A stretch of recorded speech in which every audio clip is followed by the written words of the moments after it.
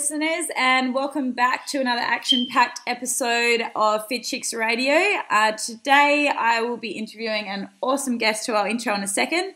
I'm your host Alice Round again, and I'm actually joined all the way from the United States today, more specifically from Tampa, Florida, by a man who's pretty, I would say, he's got a pretty lengthy intro for me to get through, so I'm going to keep it pretty short because he has achieved a lot in his career so far.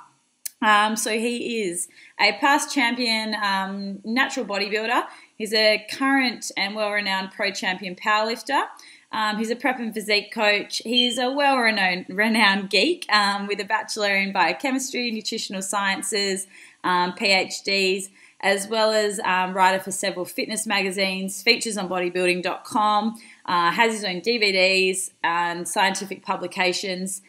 And how can I not forget, but he's a massive fan of our Tams and, of course, Pop-Tarts and all things flexible dieting. So I would like to welcome Mr. Layne Norton. Thank you, Ali. It's great to be here. And just specifically, I'm actually not a big fan of Pop-Tarts, but I love Tim Tams. Well, Tim Tams are better than Pop-Tarts, aren't they? They are. They are. There's no question about it. Anybody wants to argue about it, in the words of Dr. Lindeke, you can argue with me, but you're wrong. Good old Jeremy. He got hooked on them too while he was here. We're going to have to send, and you can get them now in America, can't you? Yeah, you can get them at Target, actually. That's where I've been acquiring them, because I had 4 last night because they fit. So What flavors can you get over there? Have you got the full range or limited? It's limited, but you can get the original, which, in my opinion, are one of the best ones, and then the caramel. Yeah, and I think even salted caramel. The caramel ones are my favorite. Caramel and original are my favorite, so you're definitely not missing out on the others. Red velvet's pretty good. We just got that. Yeah, I have had that. That one is good. Yeah, we'll have to send over a new box. So yes, I mean, I definitely think they're better. The macros are better as well. But anyway, so I'll get into it before we end up talking about Tim Tams for the whole episode, which we probably could. So I guess how I kind of got in contact with you, I'll kind of give everyone a little summary. We worked together a couple of years ago into one of my preps after I had some issues ongoing with my own training, performance, metabolism, hormones, and just kind of, you know, working with a coach again, which I hadn't done in a little while, which was awesome. And you helped me a lot there. And then from there, I've just, you know, continued to see you more as a mentor role and someone that I really follow and inspires me. And I would hopefully like to say friend now as well, after having fun with you at the VIP camps in Australia last year. And we were just chatting and you were saying hopefully you'll be back in Australia maybe next year or end of this year. Yeah, I think 2016, I'll definitely be coming back. I really enjoyed my trips to Australia, but it's, you know, you can't just come over for a few days. You have to, it's really not worth it for me to come over unless I'm going to stay for 2 weeks. That's just, it's tough to do every year with the little one and the wife and everything, because it's hard to bring him on a trip that long. So. Yeah. But I miss my Aussie people too much. I was seeing pictures of the Arnold, and I was having some withdrawals, so I'm looking forward to get back over there and see my friends from Australia. I love it how Americans say Aussie. How is it supposed to be said? Okay, it's Aussie. Like Aussie. Yeah, pretend like it's an O instead of an A. So pretend it's O-Z-Z-I-E. Aussie. Yes, there you go. Aussie. Nailed it. All right. All right, cool. Even though it is spelled with an A, you know, Just I saying. know, but it's just how we pronounce things. You know, it's weird over here. I know. Oh, no. You guys have awesome accents. We know that, you know, Ryan Doris, I'm going to have to get Ryan on, and I know that he'll come on purely for the fact that he likes to hear the Australian female accent. He does. He's quite a fan of the Australian female accent. It is not displeasing to the ear. No. He got very hooked on Nina's last time he was here, and me and Nina are very excited for you guys to come back, which will be awesome next year, and have the camps, hopefully have you over in Perth rather than us getting over to Melbourne. We'll definitely have something on our home turf, which will be great. And you get to spend some time at the nice beaches over here and everything that Perth's about. Absolutely. Awesome. So I am going to ask a few questions today. We'll get into it a bit. And just kind of a few, I reached out and put some questions out there on Facebook, and I had a few people email me and ask you some specific questions to get in contact with, because you've got a lot of blogs and a lot of content already out there for people. So I don't want to try to harp on too much about the info you've already put out there. So I'd rather kind of delve into some new areas. Obviously, we're going to touch on some of those topics. But one of my big ones actually at the moment is, we know you're obviously renowned for dieting and nutrition and metabolism and those factors, but I'm going to ask you powerlifting. We're going to go straight into that. Myself and a few clients are actually about to do our first novice comps. I've committed to it. So the comp is in 14 weeks' time. Awesome. So I'm really excited. I'm going to do that and then kind of go into an actual comp prep for dieting. So I thought it was a good base to kind of do that first.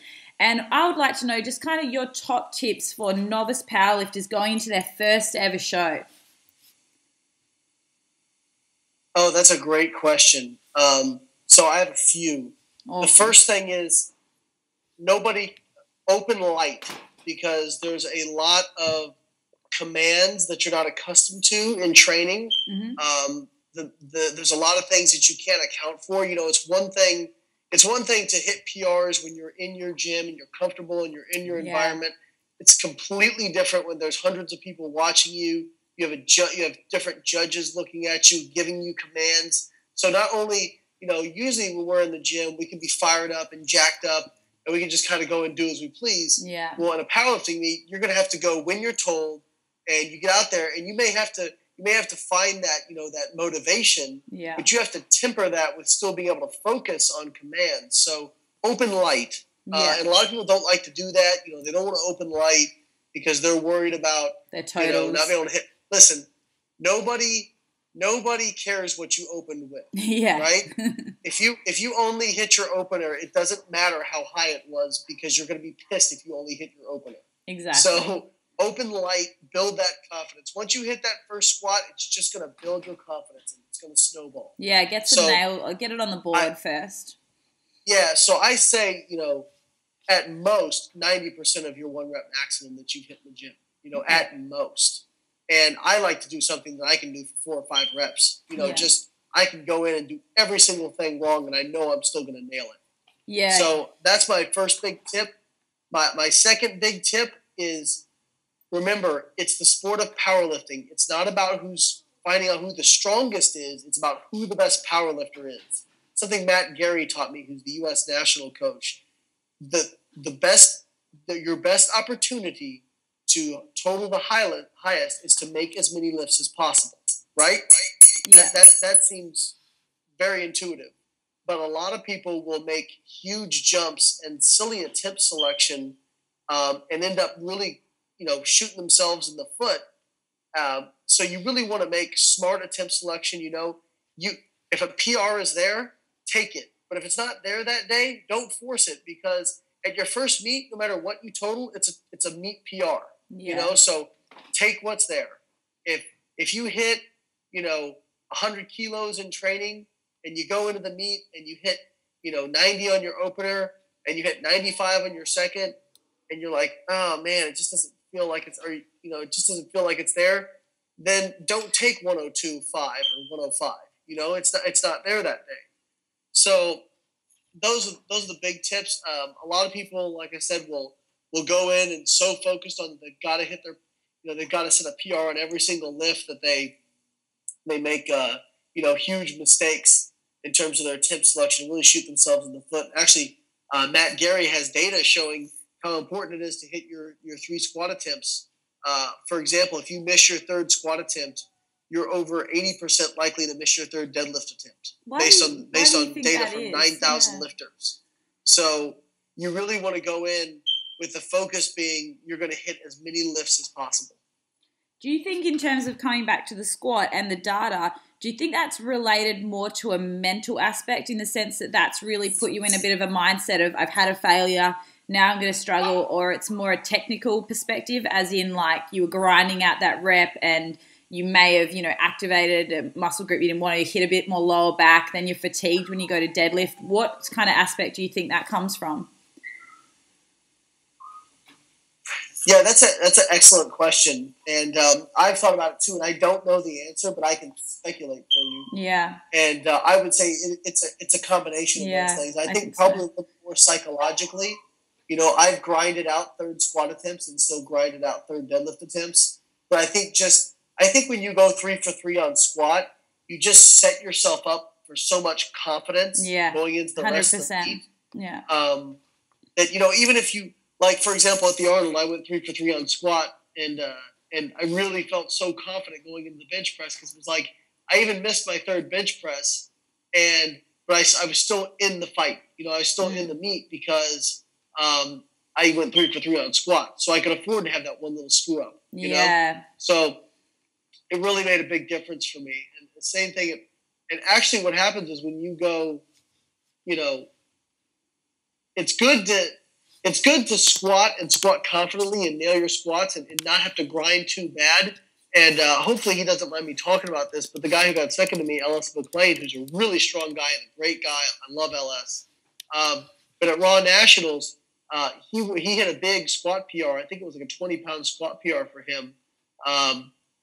Because, I think they were kind of chasing me on squat because I hit 650.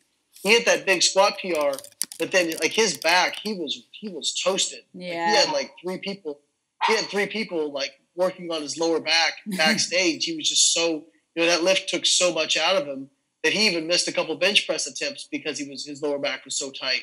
So I think, really making good attempt selection, you really just you can't overemphasize how important it is. If you do what you came to do, if you execute like you're capable of and like you practiced, the PRs are going to be there. Don't force them; they'll be there. And the other thing I guess I would say is when you're in training, try to make it as much like a meet atmosphere as you can. So train when people are in the gym, people are watching, and have somebody give you the commands. Have somebody give you the squat command. I can't tell you how many times I've seen people miss squats and bench press because they completed the lift and then they racked it before they got the rack command. Something just totally stupid. But they're not used to it. They're used to coming up in a squat and just walking it right in. Yeah. So I knew somebody who missed 2 squat attempts back to back doing that. Just because it's so, you think you'll do what you're being told, but the fact of the matter is when the adrenaline gets pumping and you get nervous and all this stuff starts happening, you're going to default to what you're used to. The Navy SEALs, which are, I think most people know who Navy SEALs are, but they're the most elite fighting force in the U.S. military. And they have a saying. They say you don't rise to the occasion. You sink to the level of training that you've mastered. Yeah. So when the pressure's on, you're just going to go back to doing whatever it is you do. So you want that to be something that's, intuitive. And so if you practice those the commands and you practice the racking and all that sort of stuff, it's going to make it that much easier when you get to the meet. It's all repetition until it becomes second nature, really, isn't it? Exactly. Yeah, it's the same with when you're training, and you're learning new form or technique. As soon as you either go too heavy or too fast or don't think about what you're doing, you go back to that crappy form you did. So I guess that's awesome. Exactly. Saying do that same thing, practice like it's a max lift when even you're doing your warm-ups, the same setup, the same racking, the whole deal. Exactly. One of the best things I ever heard was from a coach who said, treat lightweight like it's heavy and you will treat heavyweight like it's light. Yeah, I love that. Yeah, it's very true.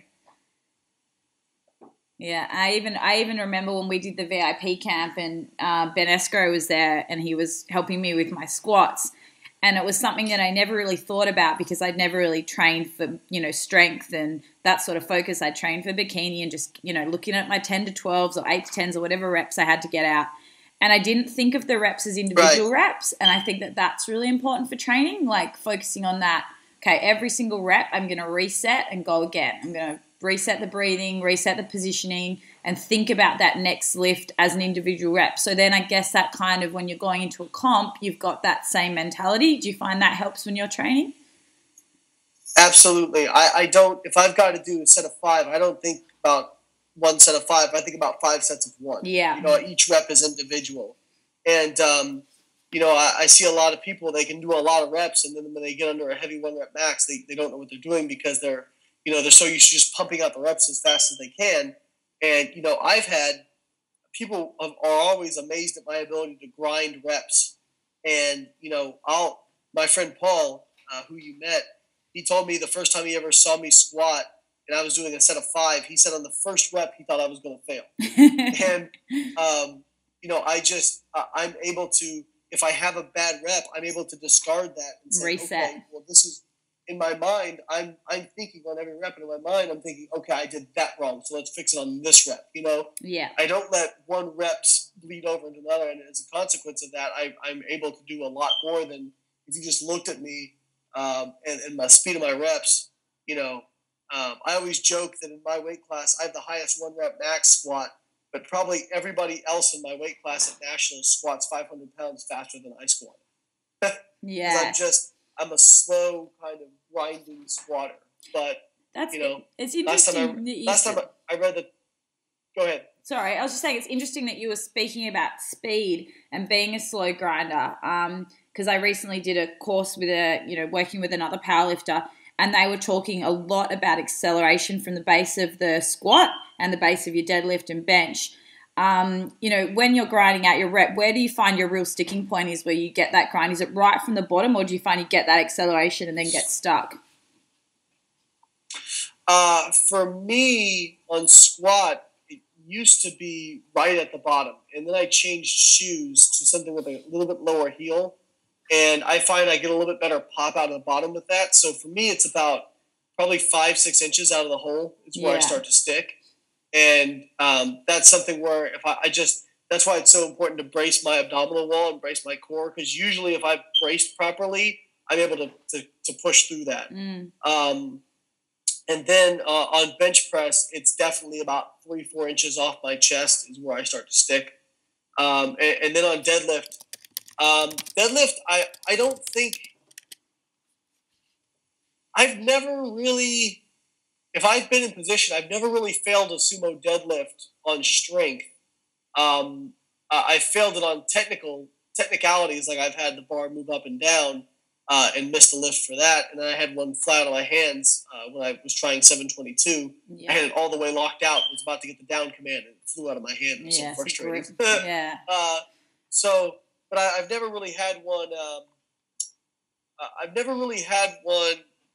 But okay, so to answer your question, my sticking point would be off the ground on sumo. So usually if I'm able to budget and I stay in position, it's going to come all the way up. Yeah. So if you find, like, with your sticking points, I kind of want to chat a little bit about maybe training for your sticking points. There's a lot of, again, data out there on whether you should be training. If your sticking point is from the floor and that's your acceleration phase, should you be training more, higher rep ranges, but focusing on speed and lighter weight and just getting that, constant volume and keeping your speed until you're kind of grinding out the reps, then put the weight down and reset and have a break? Or would you find it's still better, in your experience and with clients, to still work in those heavy rep ranges, even if you're grinding it out, because you're going to get stronger overall and then in turn be able to usually accelerate better? Or would you do a combination of both with their training? Well, I think that the answer is we don't know. We can't say for sure. Yeah, it's a tough one. Yeah. I believe that specificity is king. Yeah. And if your goal is to be the best you can be at a 1 rep max, that I'm not saying higher reps don't have value, because they do, because you can build volume better with higher reps. So there are phases of training where you should be using more volume, using higher reps in order to build and accumulate volume. But for the most part, as a contest approaches especially, you're going to want to be intensifying. And really, because, for example, you can take people who, if they've never really gone under 5 reps, they can be very proficient at 5 to 15 reps. And if you extrapolate out their 10 rep max, they may say that they're 250 kilo squatter, but they get stapled with 220 kilos, because they've never had to handle something above 200 because they're only doing those higher repetition ranges. And it's not that they're not strong, it's just that they don't have that specific skill. Does that make sense? Yeah, that makes sense. So it's kind of like it's kind of like a sprinter versus a distance runner. It's not that a distance runner is slow, it's just they don't have that skill of sprinting. They haven't practiced that. They could get faster. Yeah. So to answer your question, I like to use both rep ranges simply for the fact that higher reps have the advantage of you can build volume faster, accumulate volume faster in less sets than you can with heavy weights. But in terms of actually making you stronger, it's hard to really beat heavy weights in terms of actually like practicing that skill. Yeah. So I think both are important. And I think that's why, the scientific literature tends to find that nonlinear or undulating periodization tends to be better than linear or nonlinear or linear or non-periodized programs, because you're getting the benefits of the higher reps and you're getting the benefits of the lower reps as well. Yeah, I love undulating. I found the best results with myself and with clients doing that method of programming, especially if they're a bit more of an advanced client and they're really hitting some plateaus with their lifts. For sure.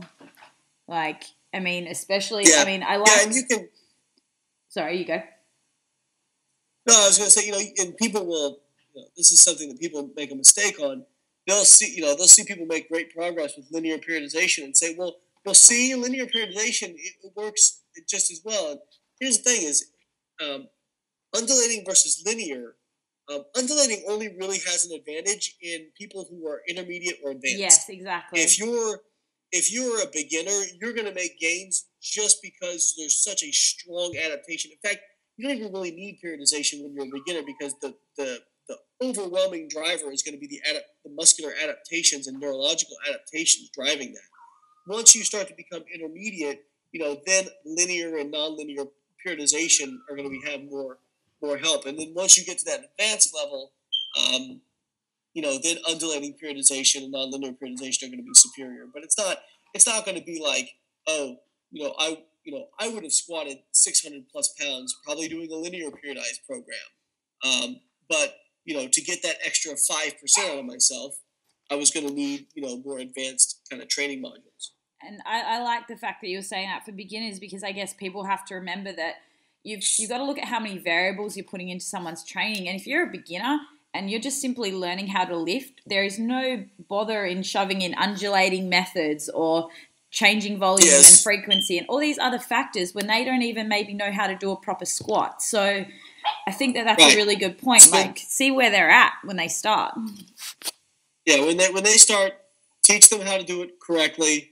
Once they've done it correctly, add 5 kilos. Yeah. And the next week when they come in, if they feel good, add another 5 kilos, because they're going to progress linearly for a while. And then when that starts to slow down, then look at, putting in periodization. But certainly for the most part, I would say for beginners especially, focus on, and this is going to sound weird to people, but focus on not going to failure and creating a bunch of muscle damage so that you're so sore that you can't train very frequently.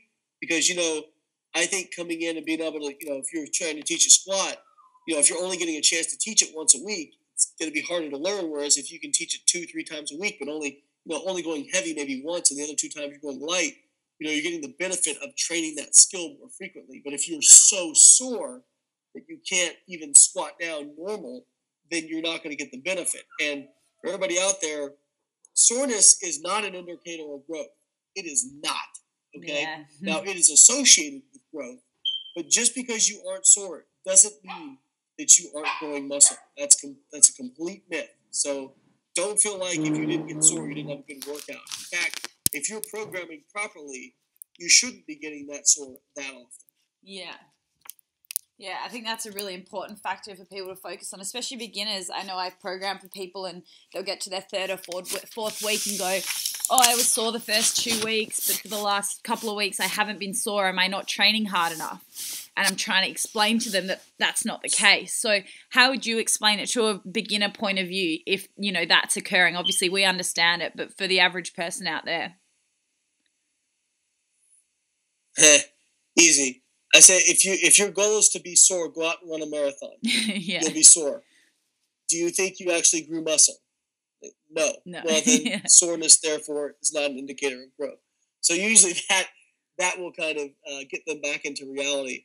You know, and that's why I tell people, I'm like, look, if you're getting stronger over time, you're lifting more weight over time, you're doing more sets, your performance is improving, muscle is going to come with that. Yeah. You know, there's not some magic way that you're going to, you know, put 50 kilos on a lift and not add any muscle mass. Yeah. You're out of your mind, you know? So, yeah, I mean, that's kind of how I break that down for people. Yeah, it's just understanding to them that, you know, that soreness that occurs in the first few weeks as well is usually because it's muscles that you may have not even, you know, fired before. And then you're getting that mind-muscle connection going back in. It's not going to be as sore. You're doing more volume, doing more frequency. And I mean, I like to explain to them that isn't it a good thing that you can train more frequently and not be as sore, but still create gains and still have strength? And as long as your performance is increasing, what's the problem? Yeah, I mean, I always tell people my legs would always get super sore back when I was quote unquote pro training. My legs would always get really sore. My arms would never get sore. And guess what? I had really good arms and really crappy legs. So there you go. Exactly. Yeah. You know, it's one of those things that I think people like it because it's a form of feedback. You know, Yeah. You can't look into a microscope and see your muscles growing. But one thing to keep in mind is that, you know, when you're training,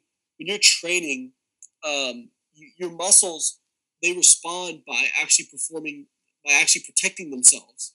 So you get more resistant to being sore. So if you're getting sore really frequently, it actually means you're not training a lift frequently enough to get muscular adaptations that you want.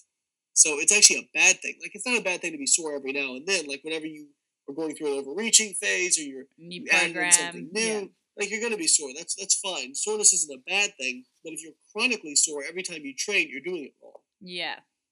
I like the fact that you said that because, I mean, people don't understand that. And I remember I did Smolov back a few months ago and I thought I would die. And I thought, how am I going to physically squat, you know, that many times per week?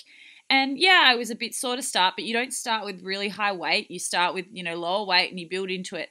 And I reckon I only had maybe 1 or 2 days where I was sore in that whole period. Because I was doing my mobility work, just squatting. I was having good recovery. I wasn't overtraining. I was eating in a caloric increase. I was eating lots of carbs around my workouts. And it's interesting that, yes, the more I squatted, the less sore I became, which sounds retarded, but it was, again, my technique was getting better. So my muscle connection was getting better. I wasn't feeling my lower back because my form was improving. So it's all those things, like you said before, you're training right when you're not getting sore because you're activating the right muscle groups. Yeah. Yeah. And Smolov is not really muscle soreness. It's more of a deep bone ache for me. Yeah. It's more of like a mental mind game, I think, Smolov a little bit. Yes.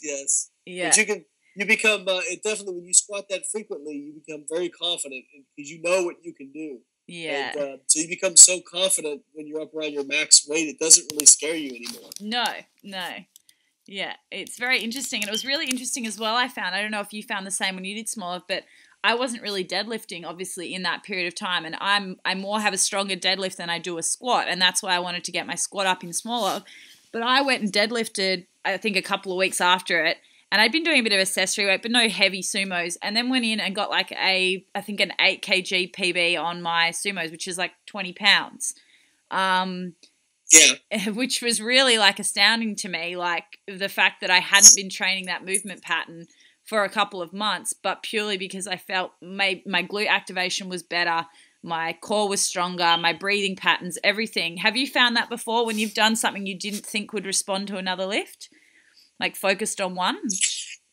Yeah, nothing quite that drastic, but I went from squatting 3 times a week to 4 times a week earlier this year, and it took my deadlift frequency down from 3 times a week to 2 times a week at the same time. Well, Ben did it. Ben's doing my programming, Yeah. and my deadlift actually went up, which I thought was interesting because I worked it less frequently. Yeah. And I think deadlift's kind of funny.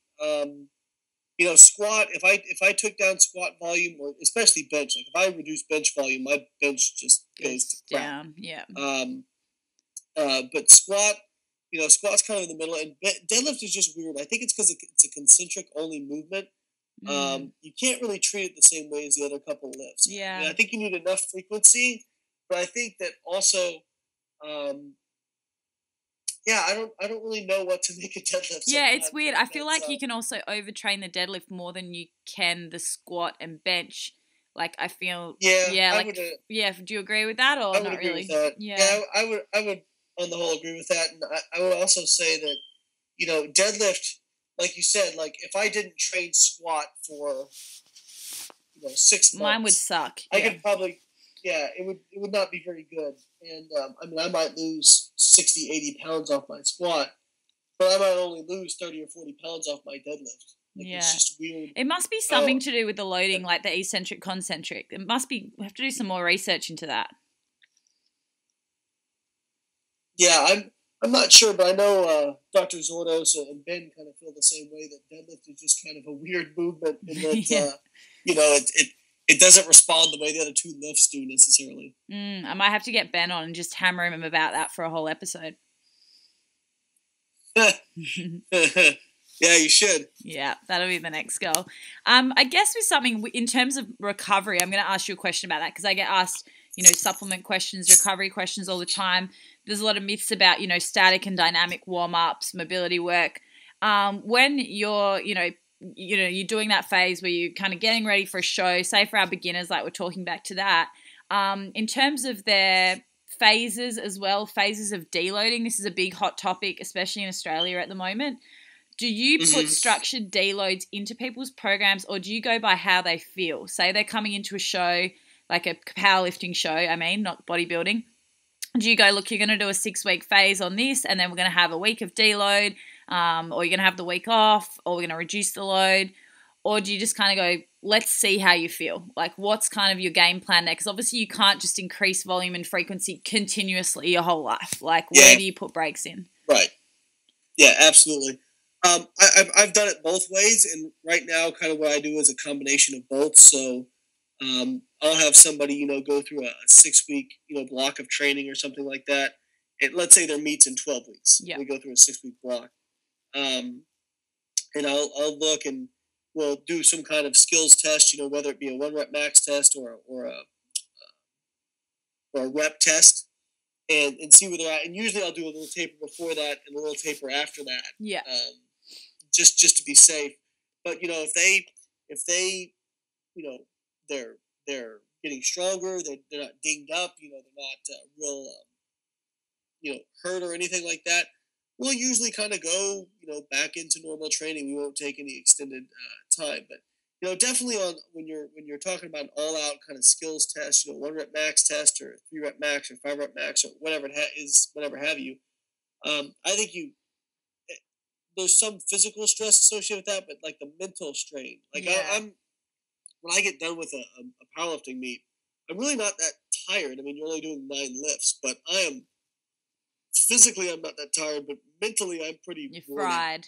Because I am really, and especially for me, because I'm a very emotional. I mean, Ben and Mike both told me, they said, I've never seen anybody get as much out of a psych up as you do. Oh, I've seen you. I remember the VIP camp. Yeah, I'm a little ridiculous. I can only imagine that a comp would be. I've seen some of your videos. Yeah. Yeah. But you know what? Like that works. That works for you. Sacrificing. Yeah, it's one of the exactly. It works for me. I mean, I'm kind of an outgoing and like I'm a real, like if you knew me, I'm kind of like a real emotional guy. Like I would lift my best like right when I'm on the verge of tears. Yeah. So but other people are totally different from that. Like Mike Toucher, he's well, he may be the best powerlifter in the world right now. And Mike is, the most jacked up I've ever seen him get for a lift was he clapped his hands. Like that was it. Yeah. And then the most excited I've ever seen him get after a lift is, most he's not like he like pumped his fist. Whereas like I hit a squat PR. And I'm about to tackle 5 people and take the wall down. And then you just rip your clothes off and run around the room.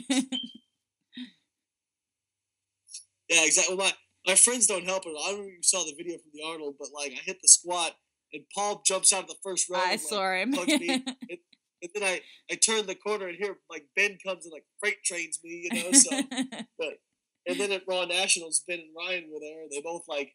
After I hit that last deadlift, they both like come running out, like pile on me. I mean, it was great. I mean, it was my favorite part of the whole thing was sharing that with my friends. That's the best part. But yeah, I tend to get a little emotional and jacked up, but so it can take a lot out of me. So for somebody like me, I need that time to kind of cleanse my palate, if you will. Yeah. And before I go back into the training, and I'm pretty.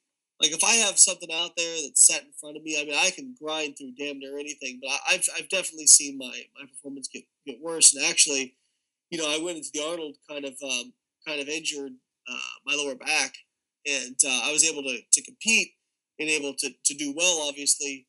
But I came out of it still pretty dinged up, and actually I haven't been able to squat for the last few weeks, which is not where I wanted to be 8 weeks out from Worlds. Yeah. But it was one of those things where. It definitely wasn't planned, but I had to listen to my body, for lack of a better term, because it wasn't getting better. And even though I could train through it, I knew eventually once the training got really, really hard, that there was going to be no way. Like if I was, conservative maxing every other day or something like that, and my back was hurting, it was going to end up being not good.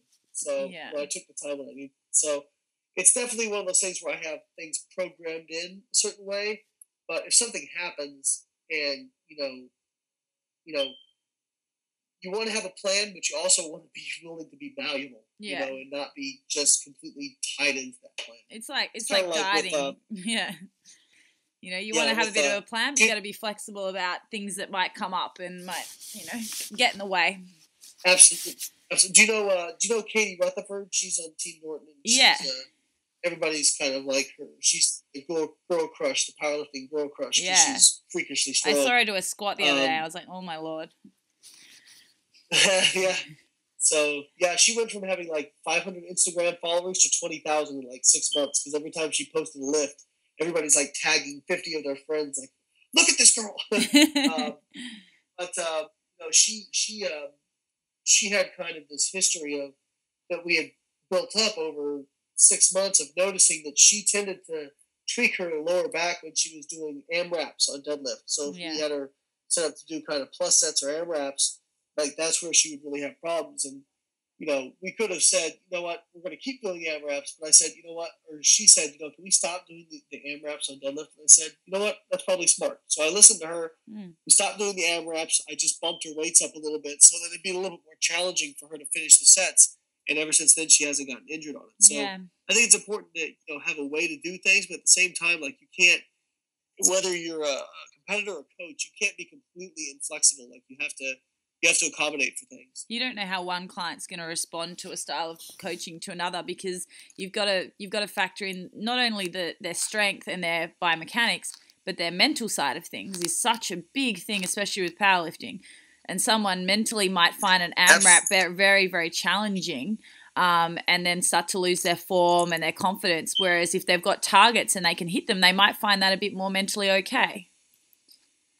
Yeah, exactly. Like I love AMRAPs because I love going in. Me too. Saying, okay, like I actually like the sets before the AMRAP are harder for me. Yeah. Like I'm like, okay, let's get through these. And I always say like, and then AMRAP. I've got to do 5. Yeah. If I got to do 5 sets and then the 6 sets in AMRAP, after the 5th set, I'll look at everybody and I go, okay, the hard stuff's over. Let's do it. Like now I can actually get like go full retard. You know what I mean? Yeah, I call it YOLO sets. Yeah, YOLO, exactly. I'm like, it's YOLO set time. Let's like go. Yeah, I think I mean, I find I lift really well in AMRAPs. I must be similar to you. And I don't know if it's a mental thing because there's no set number there that I'm a bit more relaxed and I'm not as nervous about hitting a target. Yeah, I don't know. I probably not. That's probably not how I feel. I think for me, I'm just like, yeah, let's get this. Let's just. I'm just a meathead. I don't know. I hate, at the core of it. If I can do 8 reps and I only am doing 4, I'm like, oh, this is boring. Yeah, I feel a bit the same. Yeah, I'm like bring on. Yeah, and it's like you so. mentally know that you can't keep doing that. You couldn't do 5 sets of AMRAPs, but mentally going, yes, I get to at least do 1 today, and I've done my like groundwork and I've done what I needed to do, and now I get to do this and have a bit of fun, I think is a really great way of putting something into a client's program when they do feel like maybe they're not enjoying that, but they know there's a reason behind why they're doing it, so shove something fun in there that they like. Absolutely. 100% agree. Yeah. What I was going to talk about more with recovery, so we've touched a bit on the deloads. In terms of supplementation, obviously diet is going to be mainly the key factor with your training and your performance. So powerlifting, making sure you're eating enough, sleeping well, drinking your fluids. Is there any key sups? I mean, I know a bit from working with you, but the main ones that you kind of recommend as your pre-workout base supplements and some post or intra-workout? Yeah, so there are some supplements. So you have to look at a few things. Like one, obviously we want to maximize muscle protein synthesis, and then we want to minimize soreness and recover from muscle damage, that sort of thing. So there's a few things that can help with that. Now, again, when I say help with that, I'm not saying that this is going to make you, a world champion or anything like that. But just more like muscle recovery and they give you an extra, 3 to 5%, something like that, which for, people who are competing, that's important. Yeah. So those little numbers. Obviously, branched chain amino acids and particularly leucine have a good impact on muscle protein synthesis and even delayed onset muscle soreness. Creatine monohydrate will help you recover, will actually help you strength during workouts. But Layne, doesn't that make you with the creatine? I said creatine is a big one. Now this podcast, sorry, I'm going to pause you there, is really targeted at females, and I always, and you must get it as well, but I always get females going, but creatine's going to make me huge, and creatine's going to make me watery, and creatine's going to make me bloated. And I try to explain to them, creatine actually is going to assist with your muscular endurance, it's going to assist with your strength. It's not going to do any of those things. Can you explain to all the females out there why they need to take creatine? Yeah, so a couple things. One, creatine is one of the most effective supplements you can take that's out there. So that's one thing. 2, the water retention property of creatine is actually one of the best things about creatine. A hydrated cell is an anabolic cell. Yeah. 3, a hydrated cell actually makes you look better. Okay, so you want muscle inside your cell. Like intracellular water is a good thing. That makes your muscles look good. You look fuller. Pop against your skin. Mm. Yes. You're not. Creatine actually improves your fluid balance. It puts water inside your muscle cells, which is exactly where you want them. Yeah.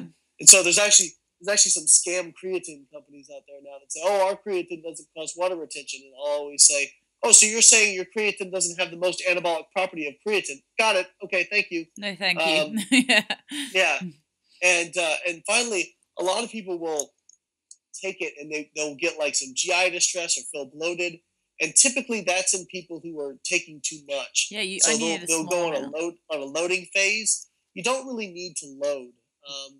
Now, loading will saturate the muscle cells faster, but you can saturate them just fine by taking a maintenance dose. It'll just take you a little bit longer. Yeah, so, and if you're having a bit of creatine in your diet as well, you're eating some red meats and you're doing all that sort of stuff, then you really don't need much. Would you agree with that as well? For a female, 2 or 3 grams a day is going to be plenty. I go about 2.5 and that's grams. fine. Yeah. So yeah, I mean, don't fear creatine. Creatine's a great supplement, and it'll help you look better and make you lift heavier. It's all good stuff. Exactly. Yeah. And beyond that, there's some other ones. I mean, there's some evidence that actually like really pure higher dose, and I'm not talking pelican dose fish oil, but I'm talking I'm talking like anywhere from like 1,200 to 1,600 milligrams of EPA in a dose. There's some good evidence that actually improves muscle protein synthesis. And then actually there's carnitine tartrate. It's called Carnipure, I think is the actual, I think it's usually Carnipure. Brand name. Yeah. There's actual evidence that can reduce muscle soreness and improve recovery. Interesting. I'd never heard that about carnitine. I always thought carnitine was more a fatty acid metabolizer. Yeah, carnitine is Yep.